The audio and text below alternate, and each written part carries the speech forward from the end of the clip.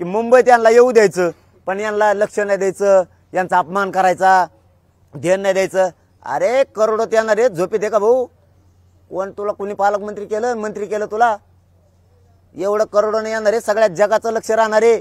त्याचा तुम्ही अपमान करणार रे. ते अरे नुसतं बसलो तर आम्ही तरी तुला सुचायचं नाही, दार उघडाव का नाही? आणि तू सांगतो अपमान होणार आहे. अरे भाऊ अशी भाषा नको करू, मराठ्यांनीच मोठं केलेलं आहे. आता म्हणशील हातात पद आहे म्हणून, ते बी बळच आलंय, इकडून तिकडून गेलाच घुसलास म्हणून बळच मिळालंय.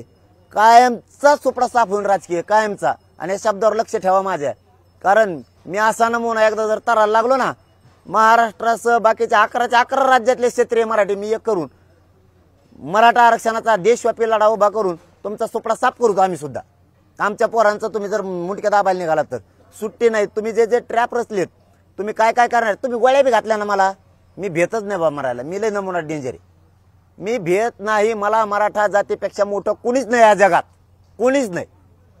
माझे जात आणि माझ्या जातीचे लेकरं माझ्यासाठी मोठे आहेत. मी मरायला भेट नाही. तुम्ही फक्त मारूनच दाखवा, तुम्ही फक्त मारून दाखवा. तुम्ही अंतरवाली एकदा प्रयोग केलाय ना, तुम्ही पुन्हा फक्त प्रयोग करून दाखवा आणि मला मारून दाखवा. तुम्हाला मराठे काय असते, तुम्हाला जर पूर्वीसारखी लढाई नाही दिसली तर मग बोला, ती शांततेत असणार. पण या राज्यात पुन्हा कोणाला फिरता नाही येणार, इतके मराठे रस्त्यावर उतरणारे ताकदीनं. ते हरियाणावाले, मध्य प्रदेशवाले आताच म्हणतात आम्हाला तिकडे यायचे 20 तारखेची याला.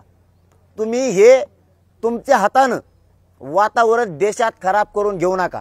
तुमची देशातली प्रतिमा पुरी मलिन होणार. तुम्हाला किती वाटू द्या आमच्याजवळ पैसा आहे, आम्ही लय तुरम खायत. काय तुरम काय रे तू?